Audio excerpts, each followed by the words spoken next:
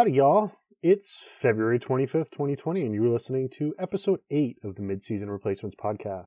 I am your host, Randy Dankievitch, the man behind TV Never Sleeps and the TV editor of GoombaStomp.com. With me, as always, a man who recognizes a real crossover dribble when he sees one, Sean Colletti. What's up, Sean? Did you say howdy, y'all? I did. Did you go I'm over embracing the down south vibes of this week's show. Oh, that makes a lot of sense, actually. Okay, I'll let you have that one. American vibes of this week's show, one might say. I got you. Yeah, I'm good. We're here. We're going to talk about, as you may have figured out from my horrible jokes, USA Network and the shows that they're currently airing. We were talking about one show on USA specifically recently, Dare Me, and it kind of led us into a larger conversation of what the fuck is USA Network doing today? So that's what this week's show is. We're going to try and figure that out by looking at a couple of the shows they air now and just kind of tracing their lineage over the past 15 years or so and how they've changed as a network. First, of course, as always, if you'd like to reach us, our email address is midseasonreplacements@gmail.com. My Twitter account is RJDank. The show's at Midseason Pod. We're on YouTube, Facebook, Twitter, Spotify, probably some other places that I'm not remembering. Podbean, which is a thing with a name that you can find us on. Yeah, and you can find the site at Goomba Stomp on Twitter. Our opening song is Curtains, written by Ryan Eliot of Ancient Fears. You can check them out on Facebook, Bandcamp, and Spotify as well. Fans of sludge and doom metal will enjoy the sounds of this LA-based band. So thank you to them again for our opening music. And yeah, let's just get right into it. Let's talk about USA Network. How do you feel about USA Network, Sean? What do you feel when you watch TV?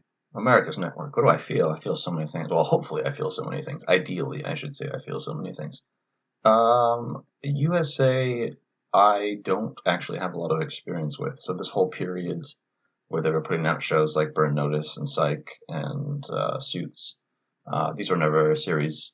Let's see. I was watching a lot of TV. Tread lightly, Sean. Yeah, I was watching a lot as they were airing, but not until like they were already in their mid-seasons. And so because I hadn't started them already when I really got into TV and started doing reviews, I'd never bothered to catch up with them. So I really had never seen them. So most of my experiences with a couple short-lived comedies that were fantastic and with Mr. Robot, which is a very difficult relationship. But I'm excited to talk about their current lineup because at the very least it's an interesting, eclectic is always a word that people use here when they don't want to be offensive, group of shows. And I think that there is something that they're trying to do off of the back of Mr. Robot, at least aesthetically. And with at least one of these shows that we're going to be talking about, I think that they pulled that off really well. But it's basically a mess. USA is a mess, but it makes a lot of sense because they do so many other things like wrestling. Like you have the broadcast networks, which are clearly defined historically. And then you have the premium cable or the prestige cable networks when AMC and FX really came into their own around 2007, 8 with Mad Men and Breaking Bad, and then HBO and Showtime and networks like that. They kind of started their programming knowing what they wanted to do. And I get the sense that USA didn't, and they kind of just offer certain creatives opportunities to do things, and if it works, it works, and if it doesn't, it doesn't. Listen, for anybody that doesn't think the prestige era of television did not begin with FX's Nip Tuck, you cannot be a host with me on this podcast. Oh my God. So, as somebody that's kind of watched USA a little, I think I have a little bit more experience with the network than you do. I was watching shows like La Femme Nikita when they were originally airing in the late 90s, which, yes, ages me a little bit. But then again, if I didn't age myself in this podcast at least once a week, then what the fuck is the point? And it's been an interesting journey for that network. They were always kind of, back in the late 90s, they were heavy into the wrestling as they were now. That's been the home.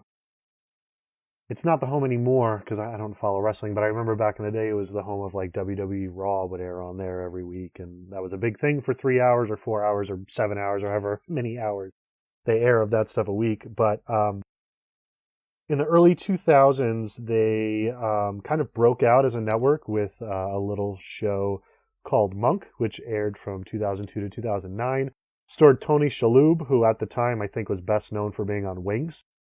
He's now known as being on the father on The Marvelous Mrs. Maisel, but he won a number of awards and drew some pretty good ratings. I mean, at its height, Monk was drawing almost 7 million viewers a week, and this was in like 2007, so we're not talking about some late 90s thing here. Like, this was an actual, movement of television, and USA piggybacked off that into the 2010s with what a lot of people in our industry call the Blue Skies era, which had shows like, the shows that you started watching is kind of where you walked in, like Covert Affairs and Royal Pains and Psych, which easily the best of the bunch, and Burn Notice, which still, I am surprised at what an underrated show Burn Notice remains to be this day. It's never one of the 10 best shows on TV, but I think it's a show that could perfectly exist in today's day and age, even though it doesn't try to have the same prestige air that a lot of modern shows do.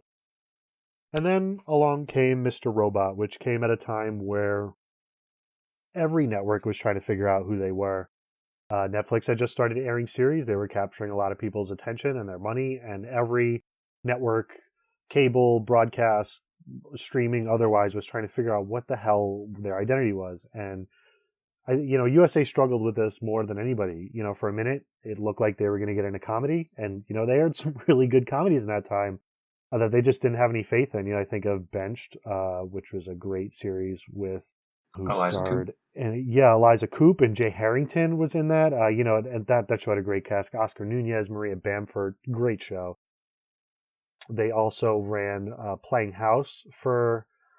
It aired 3 seasons over kind of like a 4.5 year period. It was kind of intermittent. It was a great show from Jessica St. Clair and Lennon Parham. They kind of took a show they had done on NBC that hadn't worked very well and reworked it to be on this network, and I think it ended up working really, really well. It's one of the more, I think it was one of the great feminist works on television in the last 10 years, but that's a conversation for another day.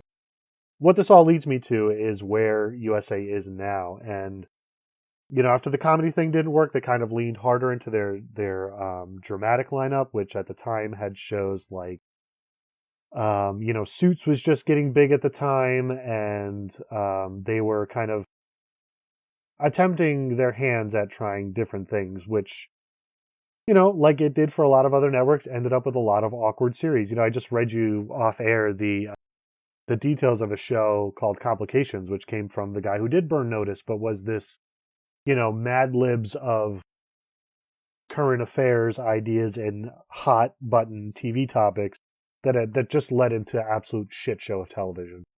And I think we could argue over whether Mr. Robot was good or bad, but I think and nobody could argue that was a shit show of a television show. One that, I mean, I think I may be opening a bigger window of debate here than we want to, but I look at Mr. Robot as a show that wanted to be prestige television, but only could do so through imitation.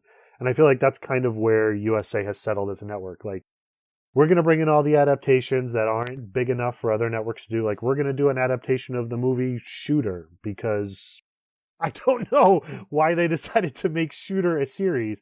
They pulled it from air when it was supposed to air because there was a mass shooting. Then they aired it for, I think it aired for another show they aired for like 3 years. Like, I look at shows like that in the post Mr. Robot era and try and figure out what the hell USA Network is doing, and I struggle to find an answer. And so you and I sat down this week to kind of watch the 2 most prestige series they have running now, Dare Me and Briarpatch, and to kind of try and nail down what the hell USA Network is doing as a channel. And as an expert of television, I can confidently say that I have no idea what they think they're doing.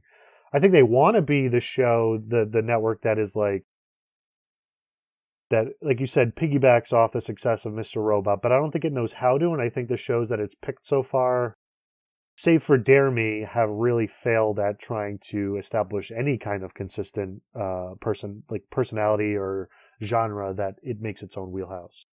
Yeah, so the 2 that we are talking about, I think, draw inspiration from Mr. Robot, whether intentionally or not. And I think in one case, it's taking the things that I found incredibly frustrating about Mr. Robot, and in the other case, the few things that I thought really worked in that series' favor. So I guess which one do you want to talk about first? Well, since we keep name dropping Mr. Robot, we might as well talk about the show that the guy who made Mr. Robot is co-executive producer on, right? And that's Briarpatch, which is an adaptation. Like we said, USA is hot on the adaptations right now, just like everybody is. It is from the novel. It's based on a novel written by Russ Thomas about a woman. It's neo noir, modern Southern detective. Very True Detective kind of stuff. Woman goes, True Detective meets Fargo, I guess would be the easiest way to describe it. Woman goes back to town. This kind of small town feel where everything is just under the surface of what we can see, all the corruption and the evil and the horrible sexual tendencies and all these weird things are going on. That's kind of the easiest. That's kind of the elevator pitch for Briarpatch is like detective noir, but weird. I just put up a review today on goombastomp.com. I think it is one of the more interesting failures to watch of 2020 so far. How do you feel about it? The first 3 episodes. Yeah, yeah, we're speaking right now as only the first 3 episodes of 10 have aired. You said 2 words that I had in my notes, which were Fargo and weird. This is the one that I think draws from Mr. Robot the things that I really can't get around while watching, and it's specifically uh, there are cliched descriptions of this kind of thing. The easiest one to use is style over substance, but like it's worth talking more in depth about what that means in Briarpatch's case. I while watching this, it's just impossible for me to shake the feeling that things that are weird or strange are used as a substitute for things that ought to be more interesting. And it seems like at a bunch of turns, Briarpatch falls back on what have become really overdone television tropes. And it's frustrating because the talent involved in this is extremely high. Uh, if you just watch the first, Yeah, I'd say the talent is pretty high on this show. It's accurate. the the performers are incredible. You'll recognize a lot of them in bit roles if you've watched much TV over the last 10 years. Um, but it comes from this style of comedy that I think it certainly doesn't originate, but I think people might most associate it with the Coen brothers, which is why Fargo came to mind as I was watching this. And it is this way of immersing a viewer in a world that is inherently weird or strange. But what Briarpatch doesn't do that things like, let's see, what's a recent more weird Coen from A Serious Man, that something like A Serious Man does do is back up that uh, that sheen with stuff that's just really thematically rich. Um, you'll see if you watch Briarpatch, you'll see a lot of visual imagery, a lot of attempts at like creating metaphor, either out of montages or out of an image. The first episode closes with this tiger that's been let loose. Anything that has to do with the whole every zoo animal has been let loose, it's just a cascade of lazy metaphors. It really is.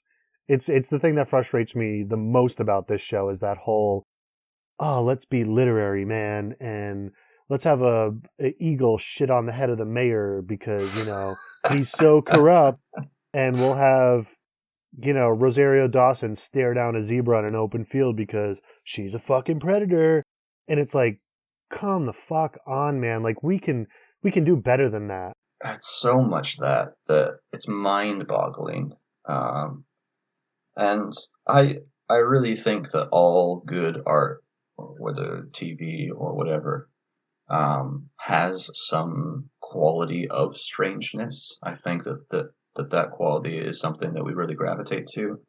Uh, but this kind that's executed in this way that doesn't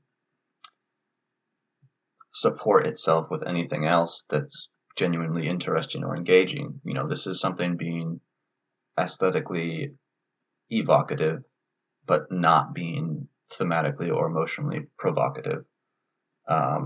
So shows that we talk about a lot, Rectify, Hannibal, Spartacus, all these are genuinely quite strange shows. The language that they use, the imagery that they use, the way the characters talk, the worlds that they inhabit are all very strange.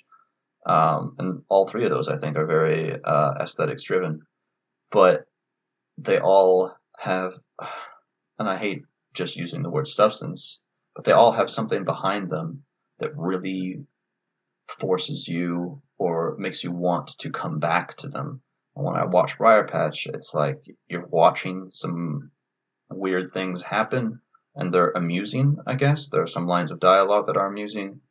And this happens in Coen Brothers films as well, but what happens around those films are, three-dimensional characters whose lives you care about in some fashion. And when you watch Briarpatch, you're like, okay. And I have no interest in watching the rest of the season, which is sad. Well, that's the thing is like a show that prioritizes style can do so as almost as a vehicle to guide viewers to its substance. I think Hannibal is probably the greatest example on television of that. Another show I've been watching through on your suggestion recently, Spartacus, I think also does a really good job at that.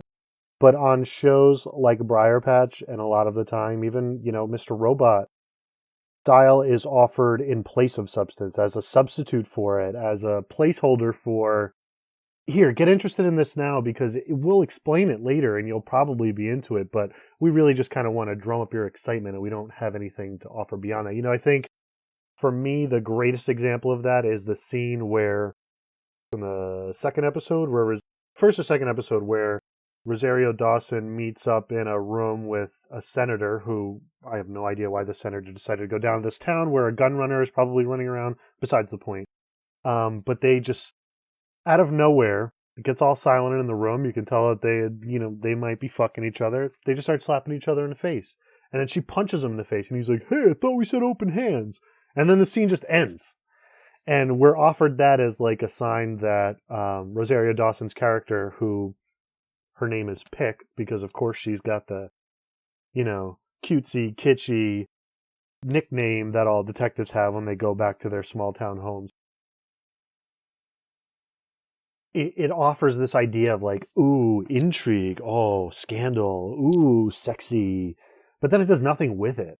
And instead just moves on to the next titillating image that it can find.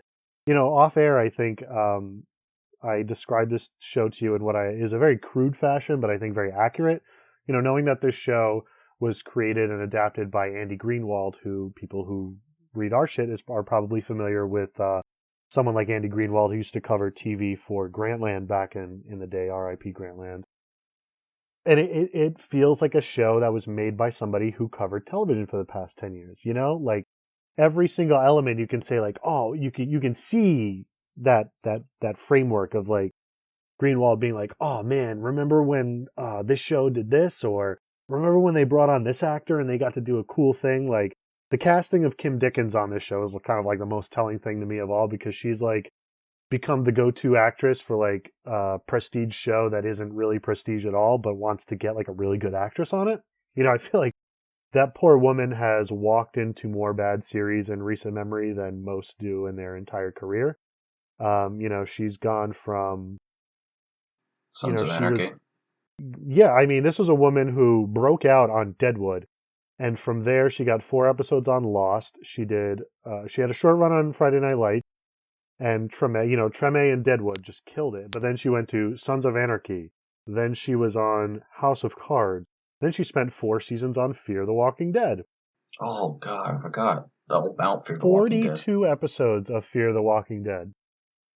Which just makes me sad, because she is easily one of the most talented women on television. Just go watch her in Gone Girl or watch the work she does in I mean, she's phenomenal in Treme.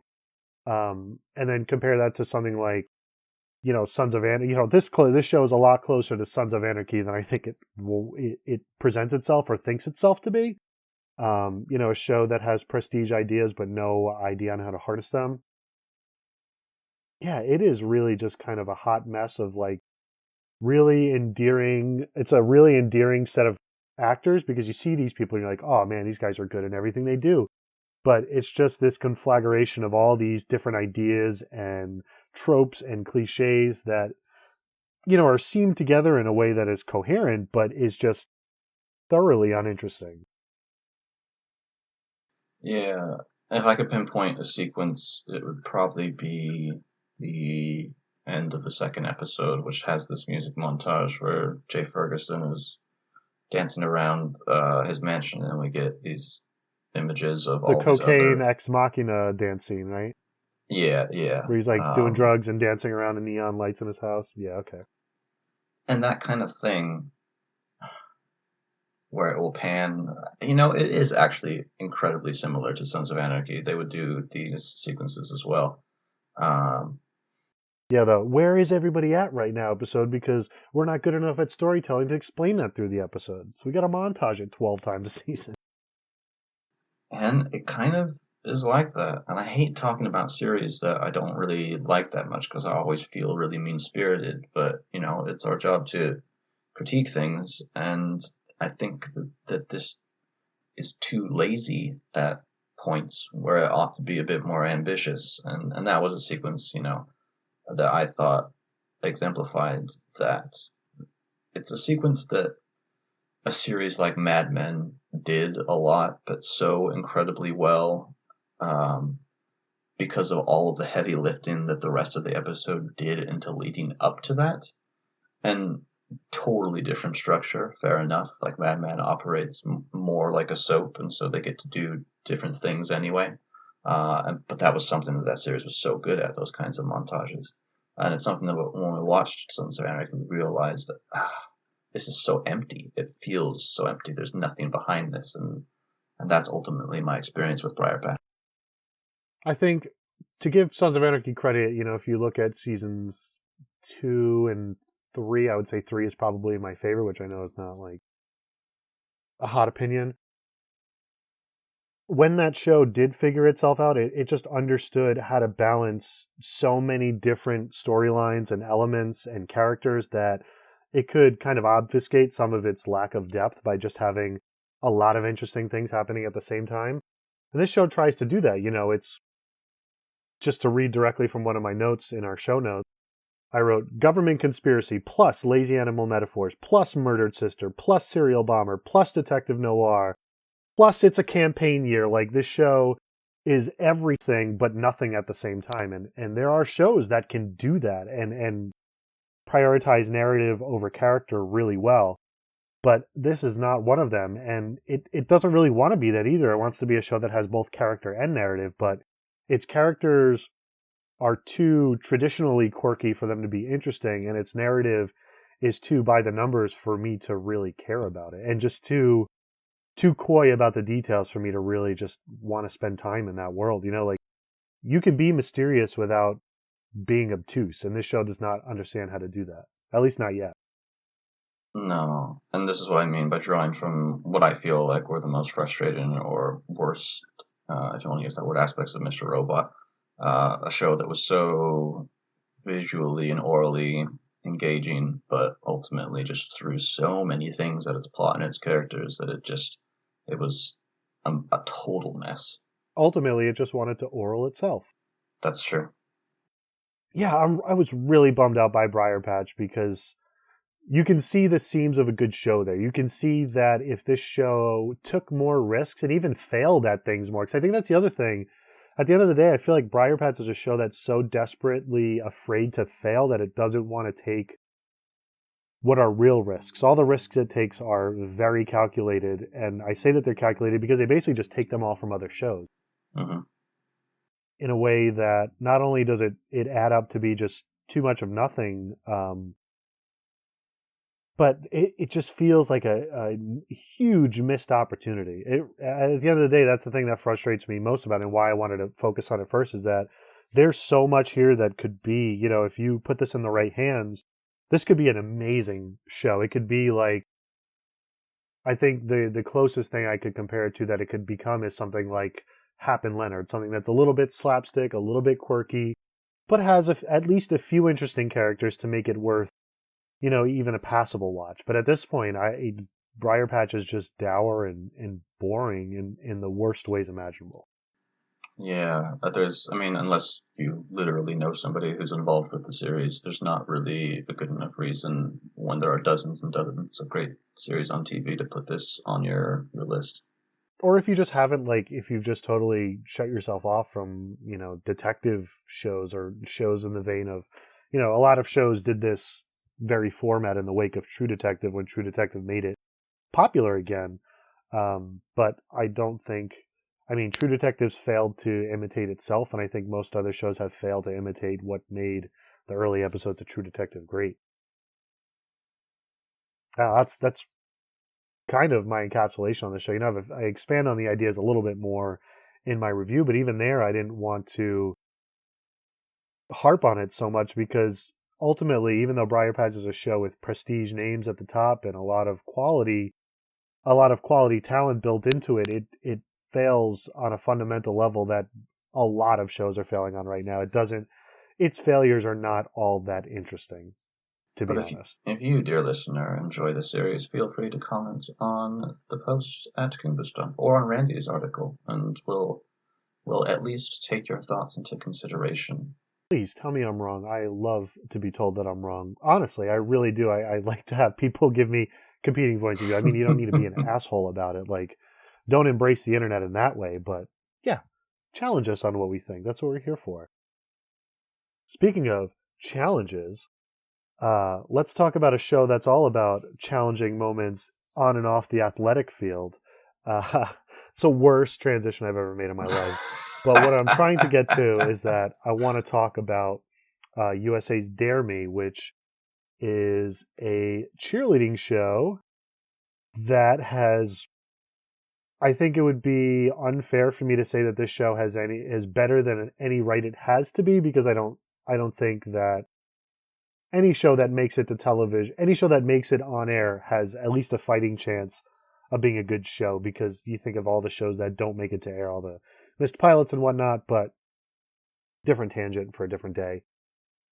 Dare Me is actually really good. It does the thing that I wish Briarpatch did well and find a tone.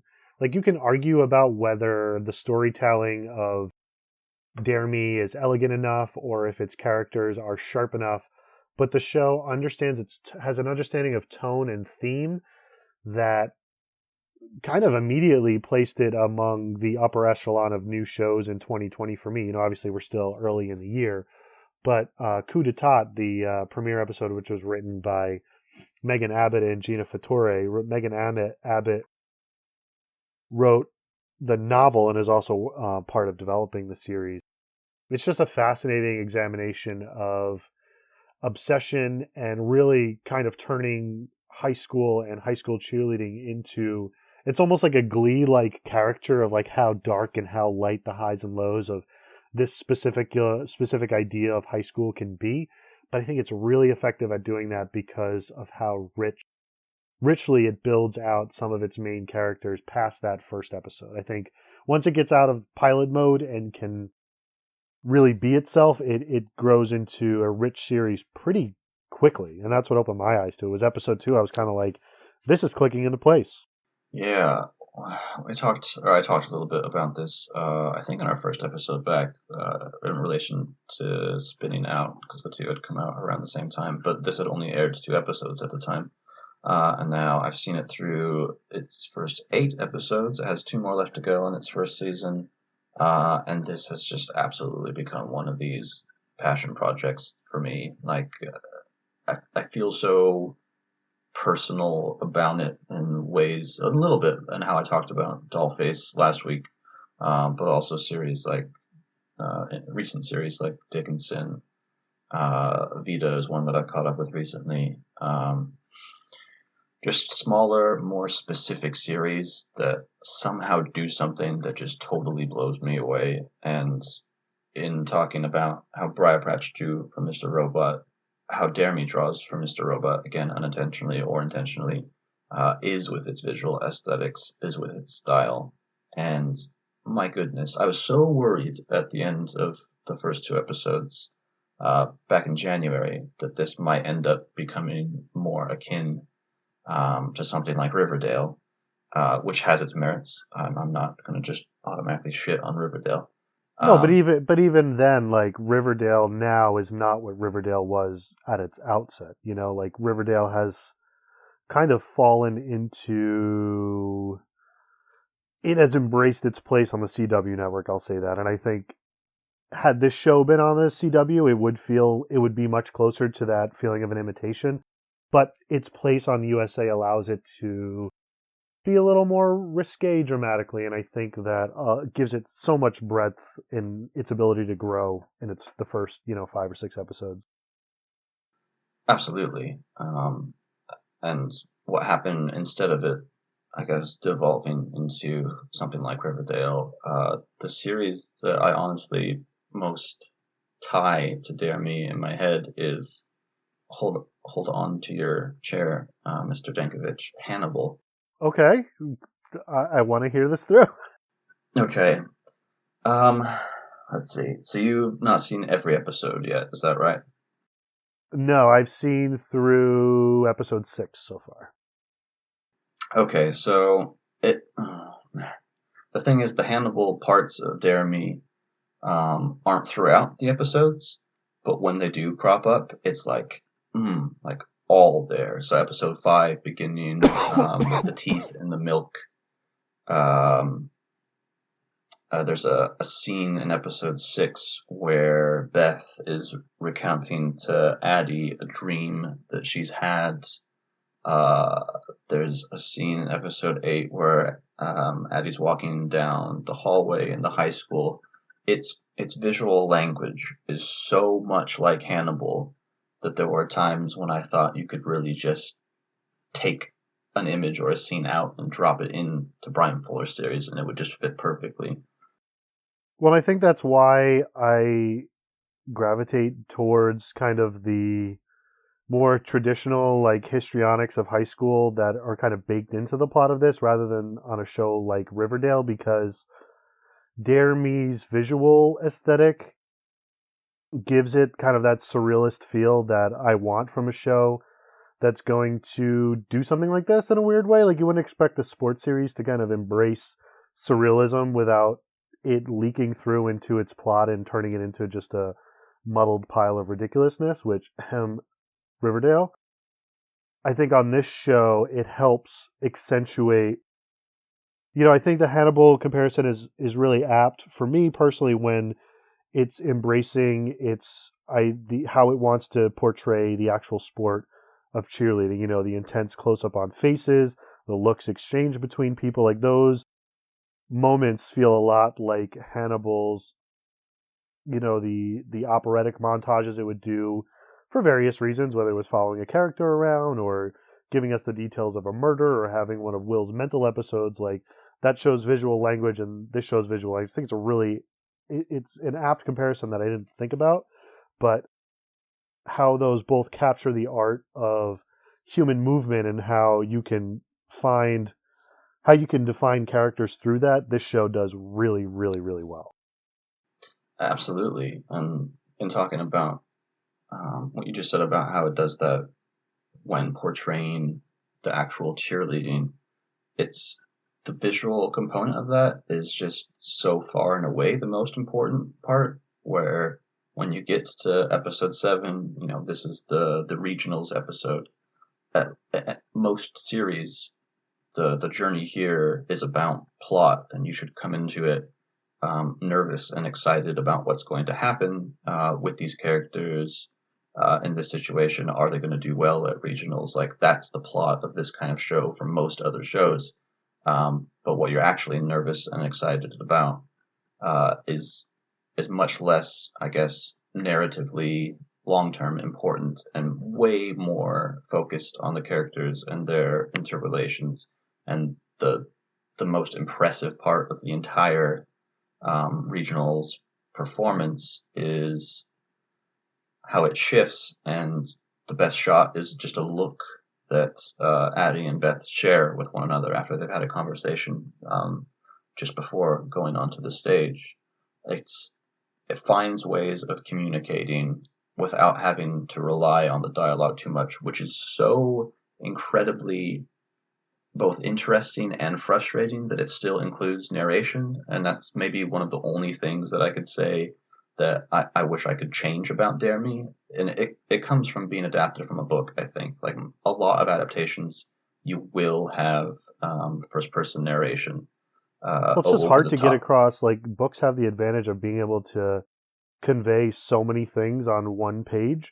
And when you try to adapt that, you can only fit so many things on the screen at the same time. Like, if every book adaptation were as faithful as readers want them to be, every movie would feel like uncut gems for an entire season because everybody would be talking at the same time and everything would be going around in the background at the same time. I do think that Dare Me's dialogue is probably the most frustrating part of the show for me, both because, like you said, it relies a little too much on that narration, but also because there are times where Dare Me's focus is elsewhere, so it allows its dialogue to fall in kind of the trite high school mannerisms and bullshit language that all modern shows kind of fall into at times. I don't think it's necessarily terrible, but there are moments where you can feel the seams of a high school show being written by adults, and I think it really only comes across sometimes in the dialogue. Yeah, I guess, have I noticed it as I was watching? I guess I'm just so focused on other things that I'm willing to let that pass. Although, I think you're probably right, and I hadn't thought about. Okay, we're watching something about characters at this age, written by people who are not of that age, and I think there's probably a lot of validity to that. But that But comes with most teen shows. You can't have 18-year-olds are not going to write good television shows, right, generally speaking. So it's kind of one of those things that you're willing to accept for a great show, but on a bad show, it sticks out that much more. And like you said, I think Dare Me is good enough, or more than good enough around it that it makes up. I it's have another interesting point of comparison to Hannibal as well. At their core, these shows are really kind of about the dangers of blindly trusting someone as a friend and mentor, and kind of the toxic relationship that can be formed between mentor and mentee as that relationship becomes abusive and manipulative. And I think as Dare Me's first season has continued, it's kind of really, really, really embraced that idea with its core set of characters and has made it just such a rich show. I think a lot of shows that want to be dramatic with their plots and push their characters to extreme places forget to have that kind of those interpersonal relationships that have meaning. And I think this show, especially with like its core triangle of characters, does a really good job with that. and it's done. So the obvious, or not the obvious, but the first one, the first example of that would be the relationship between Colette and Addie. But that dynamic is also in Addie and Beth's relationship, and it switches occasionally. The These three characters, I think, have been drawn so well so soon, and I think Beth to me is most impressive. Had it just been the first four episodes that I had seen, I'd still think like, wow, I've seen this character before, but damn, does she pull it off? And it's still just so much fun to be around because of how much chaos she creates. She's very much like a Shakespearean villain. Like she even, well, it's not a villain speech, but she quotes the Henry V speech from the St. Crispin's Day speech, but she feels like an Iago really fucking shit up. And then there's a turning point in episode 5, and since then, in the second 4 episodes, she's just even more impressive as a fully drawn character, even more interesting, even more engaging. And the assault story of episode 5 well, it happens in episode 4, but we really delve into it in episode 5. Um, how that makes you look at Beth previously changes completely, and your relationship with her afterwards, and how she deals with other um, types of conflict, incredibly severe or less severe, doesn't matter, but how she reacts to them, and at some points breaks down. The brilliance of episode 5 to me is how it does, how it expresses subjectivity, because we get the same 3 stories of our main characters, but the dialogue, the subtle changes in dialogue that change in shared scenes is so impressive. Where in an Addie scene in which she's talking to Colette, you get more of that dialogue, and the point there is to show that like her real care for this woman is there. But in that same scene from Colette's POV, it's way more truncated, and that shows you what Colette is paying attention to in the moment. And then in Beth's sequence, uh, I wanted to go back and rewatch it because I wanted to verify, but it seemed like all of the injuries on her body, bruises, cuts, etc., were way more prominent in the shooting, and they might have even been like absent from the other 2 subjectivities. Uh, but that's the thing about that episode, is that it's able to talk about all 3 of these characters and their personalities, but to do it just in how the episode is shot and who the viewpoint character is, which really kind of blew me away. Yeah, the show has a lot of, there are some characters that this doesn't apply to, like I would say, like Matt French, the project manager who's horny to get a stadium built in his town. Characters like that don't fit into this mold, but the 3 core characters are interesting and complex and 3-dimensional in the ways that I imagine the writers of Briarpatch think they're portraying their characters, when really they're just kind of making them annoying stereotypes. This show, which would be being a high school show about cheerleading, you would think would be much easier and much more susceptible to fall to those kind of stereotypes, particularly with a character like Beth and someone like Colette, who is, Colette is the classic toxic, abusive sports coach who has a couple good ideas, but whose inability to critique themselves limits their ability to impact their players' lives and the quality of their work on the field.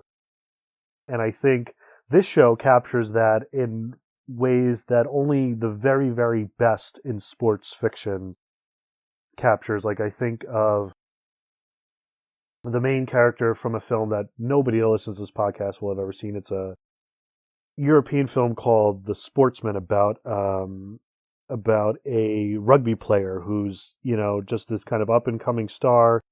He's a real asshole, but he's a person that's still worth investing in. And this show does a really good job of making Colette, with all her complications and predictable fallacies, still a character worth investing in. And I think her and Beth, as a pair, the way those characters work is what sold me on this show. The way this show is able to figure them out in the first 3 hours and really and then begin to build on that was impressive. And I normally don't like talking about this kind of stuff. I mentioned it briefly in last week's episode that I don't necessarily think it's my job to talk about viewing art in terms of social engagement and responsibility. But it's no surprise, I think, that these 3 characters are drawn so incredibly well because of how female this show is. Obviously, the main characters all being female, and we don't have Wikipedia entries for everybody here, but it looks like 6 of the 8 directors are female. 7 of the 8 episodes were written by females. I only started paying attention to it and clocked it about halfway through the season, but it seemed like every single choice for the soundtrack was by a female artist as well. And that's another thing that I think relates to Hannibal and its success. its ways of being incredibly progressive without it being heavy-handed Without or trumpeting that progressivism as like as absolutely wearing it on its shoulder as like, here, look at the patch I got. I got my woke patch, so you can watch this and feel good about it. no. Yeah, the way Hannibal dealt with sexuality, especially, but also gender, Also, cannibalism. also No, I'm kidding. I'm Hannibal. kidding. But Dare Me is so fantastic a show on the screen that it's kind of just an added bonus that everything happening behind the scenes, that's the reality of that. And it's made for an incredibly rich first season. One that, again, I think you more expect it to be plot driven than it is, and plot is a huge part of this. There is a death later in the season that we have to unravel what happens as we reach the final two episodes. So it has those tropes of a Riverdale or another kind of suburban murder mystery, although this isn't really a mystery series. But it has those trappings. But it's not that show. It's kind of like in the same way that Rectify was about this really incredibly interesting plot. It didn't care about that at all. It was about its characters, and I think Dare Me is much more interested in its characters as well. I think that is an interesting observation because there are moments where, at the beginning of the first episode and the beginning of a few of the other episodes, I don't know if it's continued into, episodes 7 and 8 and what's coming, but it does do that thing that a lot of shows that want to be mysterious do, where it'll kind of open and mise-scène where we're in the middle of something happening that we don't have the context for. But what I think Dare Me does really well is it uses those moments to give emotional tenor rather than set the stage for some mystery or something. Like the first episode has Addie driving around in a car with her hands and sweatshirt covered in blood. But that's not the important part of the scene. The important part of it, to me at least, was seeing a young woman who is under pressure to make a rapid fire decision and is quickly realizing that she is not prepared for it. And then the show backs up and begins building out this cheerleading team that has, whose supporters have eyes that are bigger than their stomachs. And then it begins to build its world from there. And I think it does that in a few other episodes as well. Like the fifth episode, like you said, kind of has that opening shot of kind of a loose tooth. I don't remember if it was on the ground or if it was floating through the air. But the idea that something was about to be violently dislodged in the worlds of all these characters, especially coming on the end of episode 4, where we kind of have an idea. I mean, I think us having watched as much television we kind of know what's going on with Beth and what happened at that party. But the metaphor that they give that is really compelling and I think works and doesn't have to draw on this idea of that even Briarpatch falls into, where everything needs to be a mysterious moment that keeps us engaged for the next one. It has enough faith in its characters and its setting that we are going to stay involved in it. And I think it has done that really, really well. Like, I don't want to say surprisingly well because I try to go into every series with an open mind, but for a show whose promos very much presented it as, ooh, here's an edgy cheerleading show. You guys remember Riverdale? You remember all those other cool high school shows? Remember the OC? Like, it's really done well to distinguish itself from all those different works in that genre.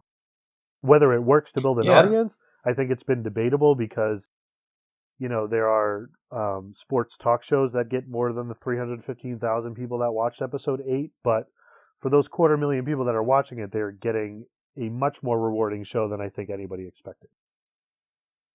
yeah, and I see why you'd be hesitant to say it in that way, but where I think that expectation and the surprise is warranted, like TV kind of necessitates having people involved with it who have these big resumes. And Marlo Kelly, who plays Beth, this is really her first big project.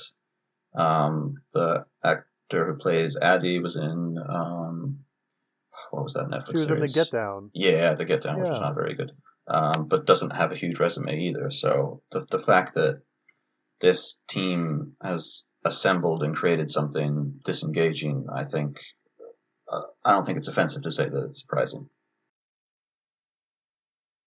So I guess that kind of brings us full circled back to trying to figure out what the hell USA Network thinks it's doing in this day and age.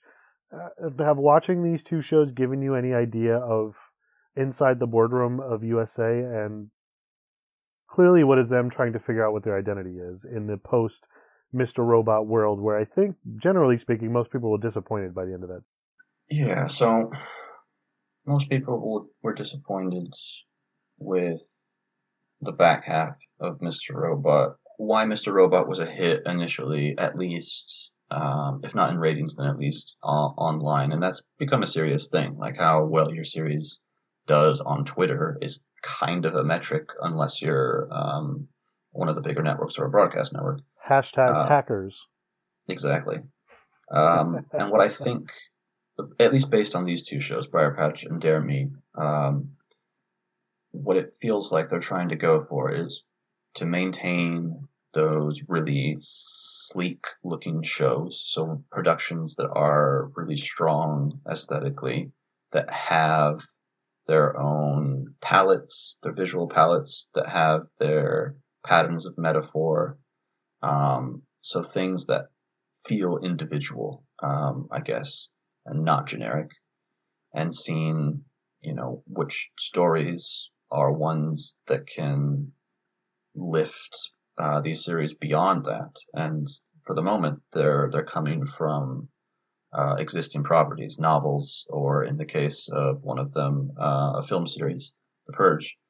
Um, Also, do not forget that Treadstone is a show that airs on the USA Network. I don't that's think it's right. been canceled yet either. That's, for those unfamiliar, is based on the Bourne trilogy of films and the bazillion Bourne novels they've written since that author's original death.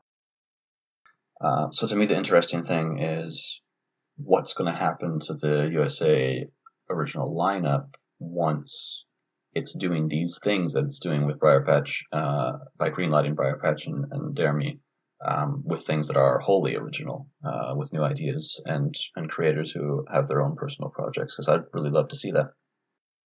And what's disappointing, though, is that it doesn't appear they really have a ton of things in development moving forward. Dirty John is, if it hasn't already moved, I don't think its new season has aired yet. It moved from Bravo over here. It went from Bravo to Netflix to USA. It aired in late 2018, early 2019. I'll have another season coming this year. But it does feel... The one thing I will note is it does feel like they are looking at FX and FX's embrace of the anthology and kind of leaning into that. The Sinner is a show that is, though it apparently has one common character through its 3 seasons, which no, it's not Jessica Biel, it is Bill Pullman, of all people.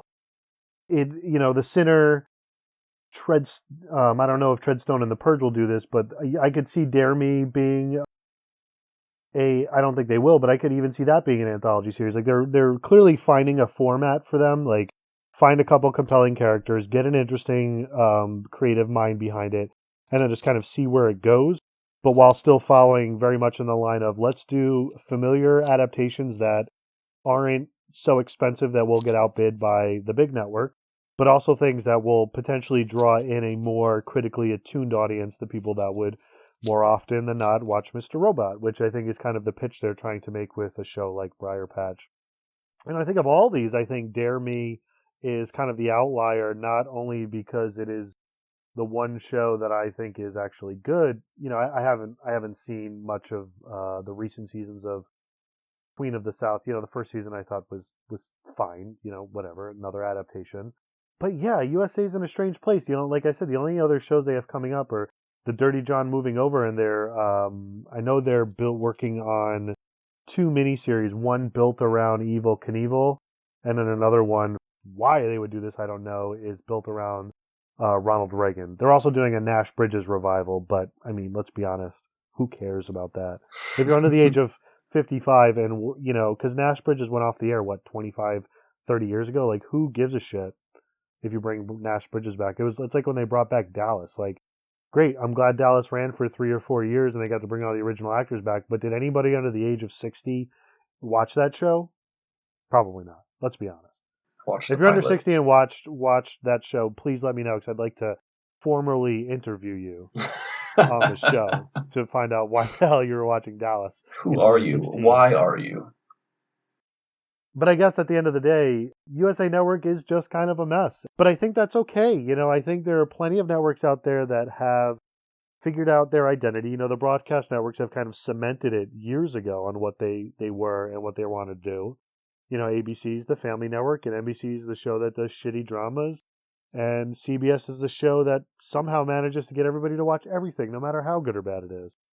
But, you know, I think even today there are some networks like HBO that are kind of trying to figure out their exact place on the heels of like big network defining series, leaning on adaptations to do that and kind of trying to see what works and see what fizzles out. Unfortunately, I think USA is not going to have enough faith. Like, its history of not having enough faith in shows that need time to grow. You know, the way it treated Playing House is something that I will always be personally frustrated with, and I think that may lead to shows like Briarpatch and Dare Me disappearing from the air quicker than we think they will. You know, like I said, Dare Me has a small audience. Briarpatch has already been moved. It was airing on I think it was airing on Sundays. They just moved it to Monday nights because nobody's watching it. So it remains to be seen whether even USA has confidence in itself to figure out its identity in the crowded television landscape of 2020. But you, listener, can help genuinely with shows like this that don't use, viewership metrics as much as the broadcast networks do by just talking about this. So, like us podcasting about Dare Me is I think something. it will win Emmys after we talk about it. I mean, Oh, clearly, for sure. Yeah, our yeah, influence on the industry is vast. yeah. But the more that these things do get talked about on social media helps. So if you have seen Dare Me and that's why you're listening to this podcast, talk more about it online. Or if you're listening and have not watched it, watch it. Hopefully we've given a good enough pitch as to why you should.